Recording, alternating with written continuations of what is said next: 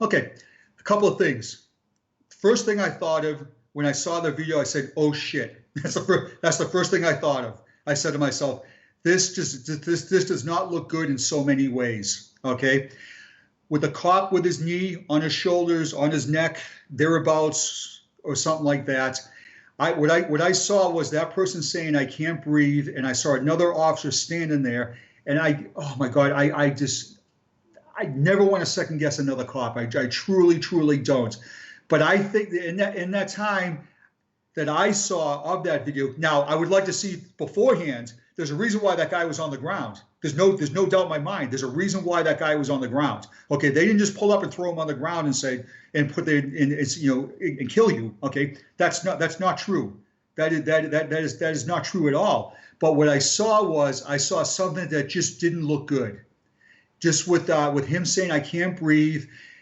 Maybe they should have rolled him over onto his butt, leaned him against the cruiser. It's okay. Now sit on your butt, take some deep breaths. We're gonna call EMS for you. Just relax, okay? But by keeping him in that position, by him yelling and screaming, "I can't breathe," and the other officer, as much as I hate to say it, not interjecting, that's not good. It's just a video that just doesn't look good. But like I said earlier, and I'll say this to the day I die, any officer-involved shooting, any response to resistance, any use of force never looks pretty.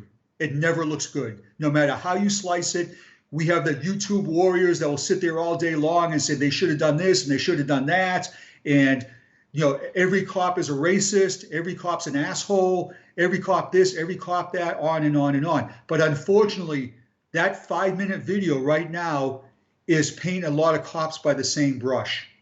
Whether it's in Minneapolis, it's in small town USA, it's in big city USA, or whatever. When people that see that video and they see the police, I'm sorry, that's probably what they think of right away. And that's just scary in so many ways. 4 officers fired.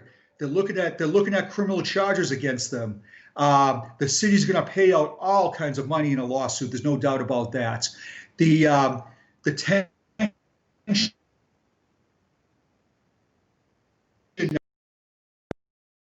cops being physically abused, verbally abused because of that, and it's scary. Really, it scared me. It really. But as much as I hate to say this, Ron, it's going to happen again.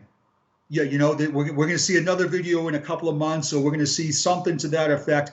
But when I first saw it, I said to myself, "Oh shit, that's not good." How I found about, my wife told me about it. She's like, "Hey, I just saw this video on Fox News, and we rewound it, and then like, oh boy.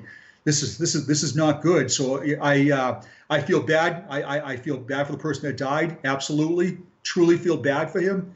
I feel bad for those officers. I feel bad for the public now, the way they perceive us. Now, I'm going to give you the Mark DiBona answer on one thing. The Minneapolis mayor, some of the stuff he said on camera, that I found that tasteless. Making it a race issue, and I don't remember his exact words, so I don't want to quote him. But maybe it was something to the effect of you shouldn't die because you're black. Okay, let's not make this a race issue.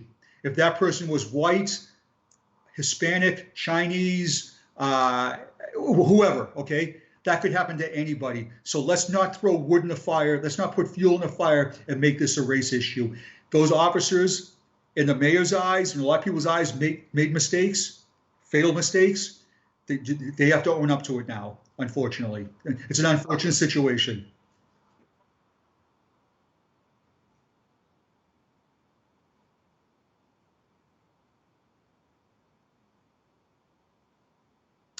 First thing I would have done if I walked up and saw what I saw the officer standing over him, I saw the other officer kneeling on him. The first thing I would have said is sit him, because he's yelling, "I can't breathe," sit him up. That's the first thing I would have said. I would have said, then I would have got my radio, if it hasn't already been done, is called for EMS, and then I would sit him up, so he's sitting on his butt, he's leaning against the car, he's getting air. We're not going to uncuff him, absolutely not, because he committed a crime, he's under arrest, we're not going to uncuff him. But we're going to make it as comfortable as we can make it for him. And then, I've been in situations where the crowds have gathered when we've made an arrest, and they start yelling at us, throwing things at us. I just say all the time, get this person out of here. Get him out of here. throw. I almost said throw him in the back seat. That's not what I want to say. Put him in the back seat. Put him in the paddy wagon. And get him out of there. Go down to the end of the street if you have to readjust the handcuffs, or you have to sit him back up, or you have to wait for the EMS to come down there, or something like that. Those are stuff that we can do. That officer, correct me if I'm wrong, had 19 years experience, and from he was a square away guy. Maybe his emotions got the best of him. I don't know, but if I was a sergeant on the scene, that guy would have been in the back of an ambulance or back of a police car. Let's get him out. Let's get him out of here.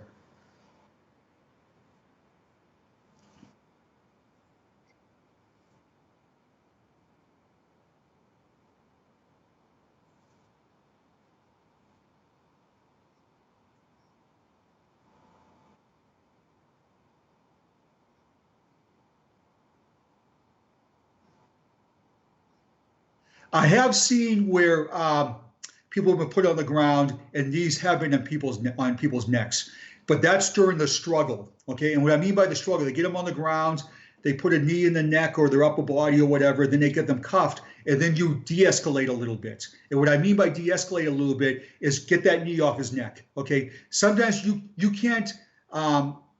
If you put somebody on the ground and they split their head open, your intention is not to split their head open. That is not your intention by any means. Your intention is to control that person. Does it happen? Yes, it does happen. Okay, but once you got that person secured, and you feel that, I don't want to say he's not a threat anymore, but he's now became compliant or somewhat compliant. Let's get away from that negativity of the knee in the small of the back, the knee in the neck, pulling the hair, and you can pull hair and things like that to get somebody under control, because what you got to do. But once it's calmed down, it's calmed down. I said to somebody one time after a foot pursuit, this guy, I don't remember what I was chasing him for. I running after him. I was able to catch him, tackled him, put him on the ground. He fought me a little bit on the ground, cuffed him up, sat him up, put his knee, sat him up on his butt. He told me he had asthma. I have asthma, so I can relate to that. I sat him up. I got a radio, and I called for EMS. And I put my hand in his shoulder, and his name was Michael. And I remember this like it was yet. I go, Michael, it's over. The resistance is over. I'm not pissed at you. I'm not mad at you. I'm not going to slap you around. My concern right now is that you have asthma, because I have asthma. So let's get through this, bro. Okay, all right, man? Listen to me when I'm talking to you. Take some deep breaths. I get this. And he changed like that. On the way, we had to take him to the hospital, obviously, because of his asthma. But at the hospital and on the way to the jail, he got to say, I apologize. That was stupid what I did. And all it was just to treat this person with some type of respect. That's all that was. It was very, very simple. Running after the guy, that sucks. Putting him on the ground, rolling, your uniform gets all dirty, you scrape yourself up a little bit. But that comes with a job also. But that, getting back to Minneapolis, yeah, when I saw that, I was just like, oof. Wow,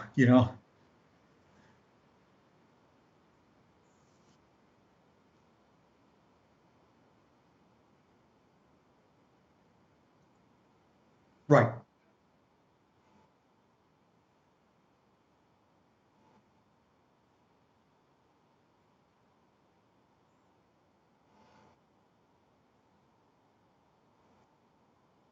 right.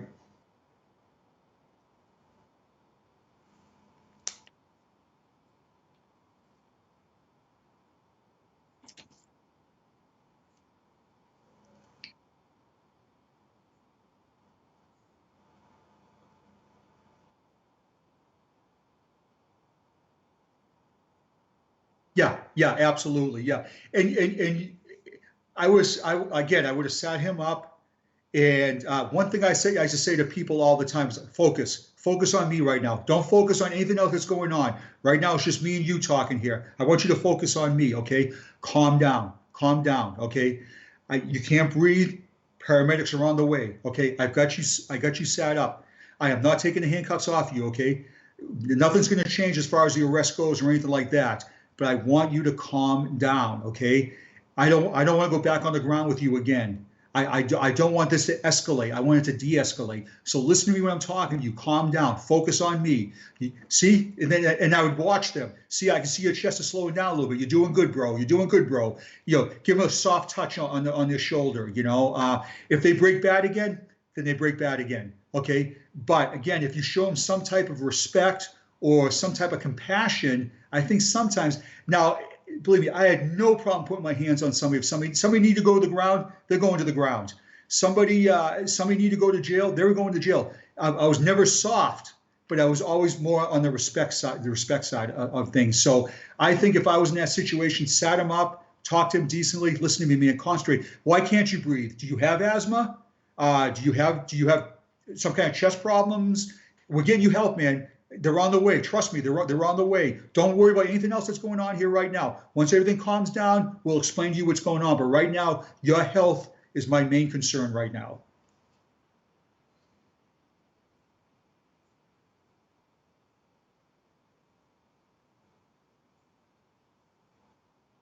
Mhm.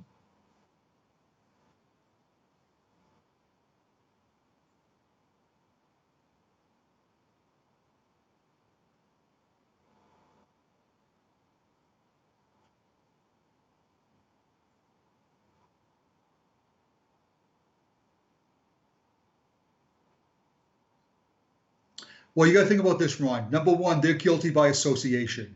Okay. Number two is they the officer with the knee on the neck, the back, how shoulders, whatever you want to call it. Okay, that officer he's emotionally attached to that right now. He's pissed. Okay, for whatever reason he's pissed. He's yelling and screaming at him. There's a thing called tap out, tap him out, like tag team wrestling. Tag your partner now comes in. Okay, get him out of there. Go stand on the sidewalk, catch your breath. I'll keep an eye on him. I got it from here. That's probably what should have happened there. Would have been my that actually I know that should have happened there. Now I don't know the mindset of those three officers, those other three officers. I don't know he had 19 years on the job, so obviously he's a senior officer, and they may have been a little intimidated by his time served, or they didn't want to disrespect him, or they didn't want to look weak, or something to that effect. But I believe that when the officer that had the knee, I believe he was too emotionally charged at that point, and they should have tapped him out and then taken over from there. That's just my opinion.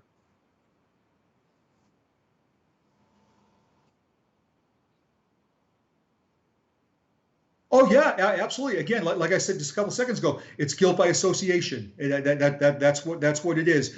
And what the department, and I would put my retirement check on this. What the department probably said was, we have four officers there, and three out of the four did absolutely nothing to stop this.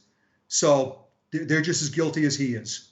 Now could they possibly get their jobs back? It's a possibility, sure, absolutely. I don't wish him any ill fate whatsoever, but our active officers right now have to learn from that video. That short video that it is, we don't know what happened before. We just don't. Maybe someday it'll be released. Hopefully it will. It's like the Rodney King incident. Nobody knows Rodney King was tased before that happened. Okay, and we don't know what happened after the video. So when EMS got there, or we don't know any of that. All we see is we just see the bad stuff. All right. So we gotta go with an open mind. There's a reason why he was put on the ground. There's a reason why that officer was verbally, knock the shit off. Let's, blah blah blah. So there's a reason why all that's going on. So we can't just judge a book by its cover. We just can't. And I'm not saying that because I'm a cop of 33 years. Let's be fair here. Let's be fair to those officers, and let's be fair to the victim also. There is the victim. The person that died is a victim. Absolutely. Feel absolutely horrible for his family and for what they're going through. Absolutely. He is a victim. But we've got to show compassion for all parties involved.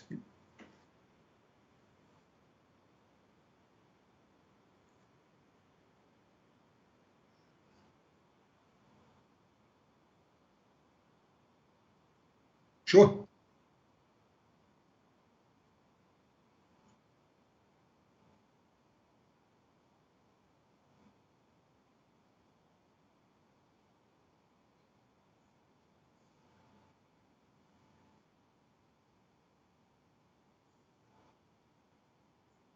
Oh, absolutely. Oh, no doubt.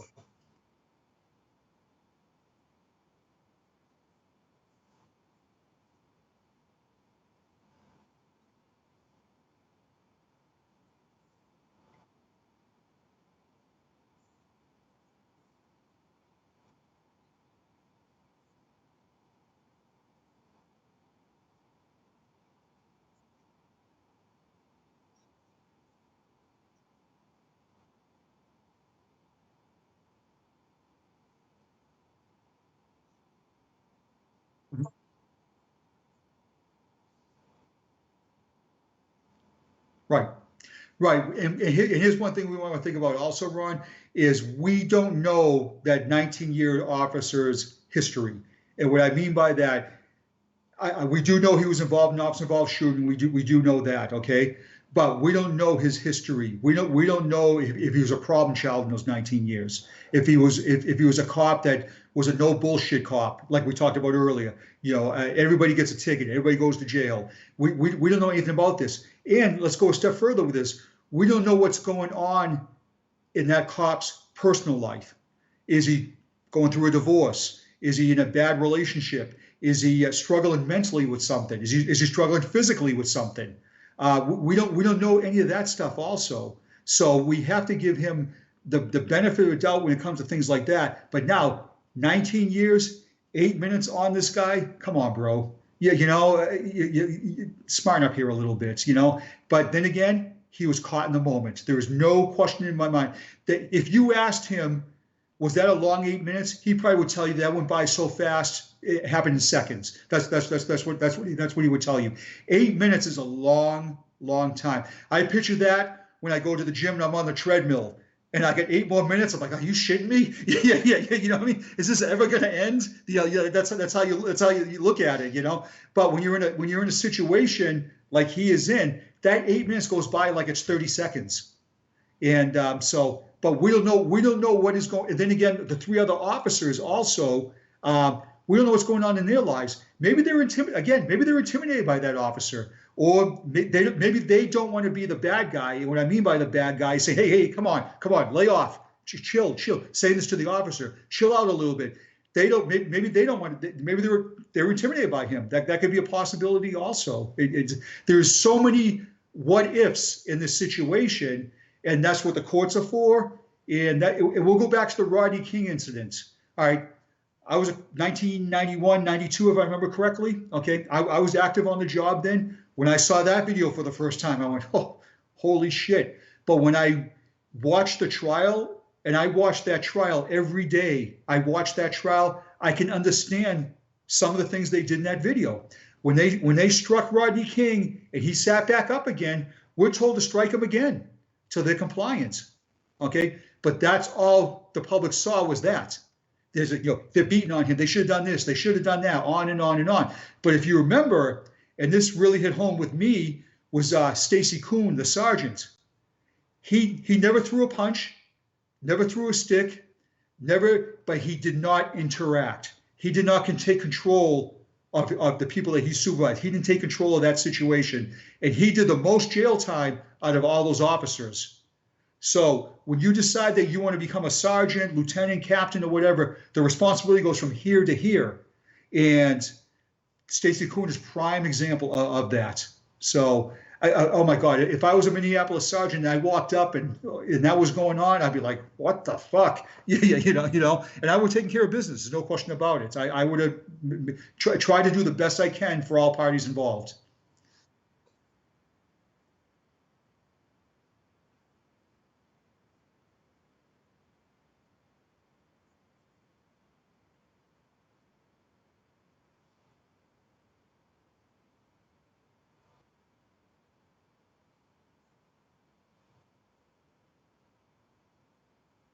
Right, and I'm sure Minneapolis carries body cameras. There's no doubt in my mind they probably don't.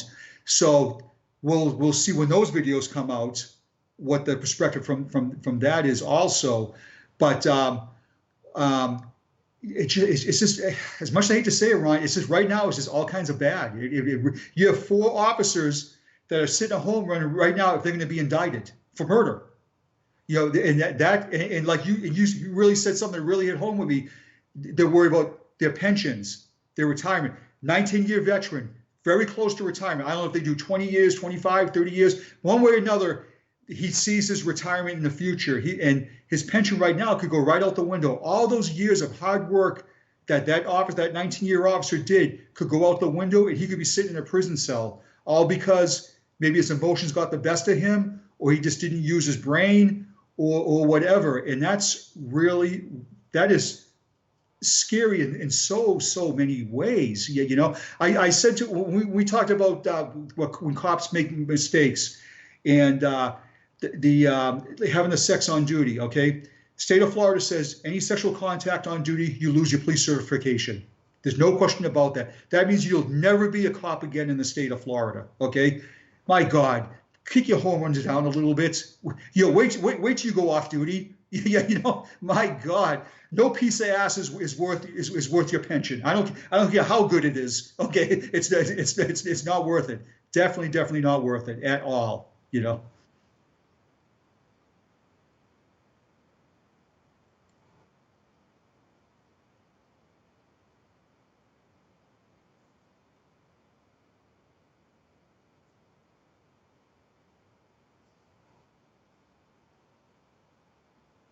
Well, there's two sides of that, Ron, and I'll give you both sides of it. One is the career officer, the career deputy. They don't want to take they don't want to be a sergeant. They don't want to be a corporal. They don't want that extra responsibility. They're very happy in the position they're in, whether they're on patrol, they're a detective, they work undercover, they work in the schools, whatever. They're very happy what they do, which is great. I have no problem with that whatsoever. I have no problem with anybody that doesn't want to move up in rank. My goal in my 33 years was I wanted to be a sergeant. That was my goal. I achieved that. In my 19 years of being a sergeant, I never once took the lieutenant's test.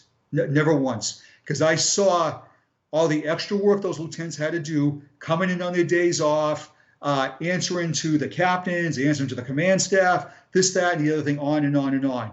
I liked being a frontline troop. I liked being right there when the shit hits the fan. I really enjoyed that. And then, but the biggest thing I really enjoyed in my sergeant career was mentoring. I really liked mentoring the older guys and the younger guys and girls. Okay, the guys and girls that wanted to be sergeants, I'd mentor them. The ones that were the career deputies, and they say, for instance, they used to like to write tickets. I would put them in a zone where we used to get a lot of traffic complaints. So there's I don't follow anybody either way. But when you make rank, and this really hits home with me, and it wasn't me, but this really hits, when you make rank so you can feel that you're better than the average cop, or you do as I say, not as I do, or you sell your soul, or